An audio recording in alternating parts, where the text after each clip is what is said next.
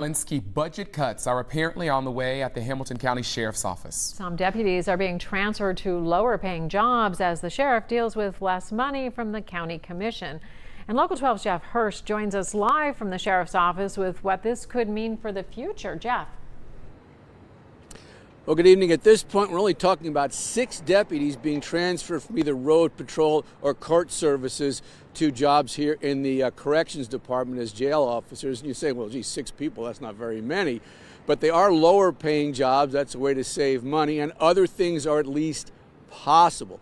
You got to keep this all within the context of the effort to try to preserve certain services in the western part of the county.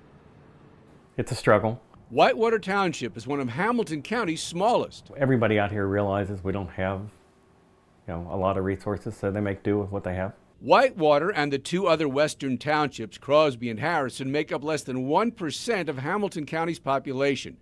The sheriff's office patrols out here among other townships, but unlike the other places, the sheriff provides routine extra patrol dedicated cars in the western 3 townships at no charge. When the county commissioners cut the sheriff nearly $6 million next year, the sheriff had projected those 3 dedicated patrol cars would end, the department only responding to emergencies. But the sheriff has changed that. There will be cars stationed somewhere in the western townships, although it may not be as many nor in the same places.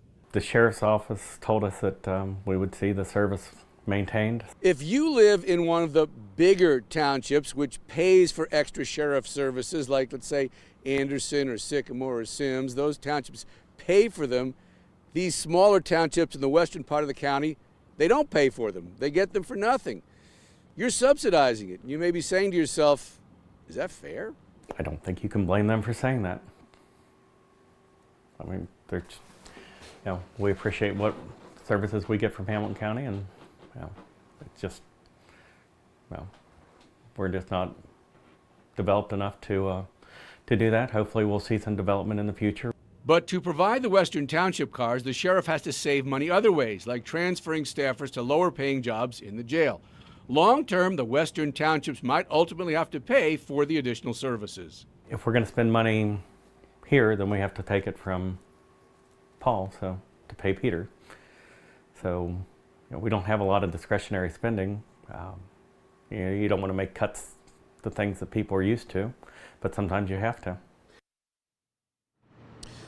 Now, the sheriff has had a hiring freeze in effect since the summer.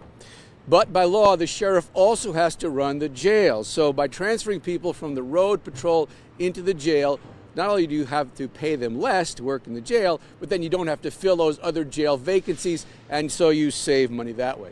But with fewer deputies out on the road, those slots then have to be filled by somebody else, let's say supervisors, or maybe you run a traffic post on I-74 in Whitewater Township, and that then becomes the Whitewater Township officers. So there's a lot of juggling that's going to happen, starting next week when this all starts going into effect.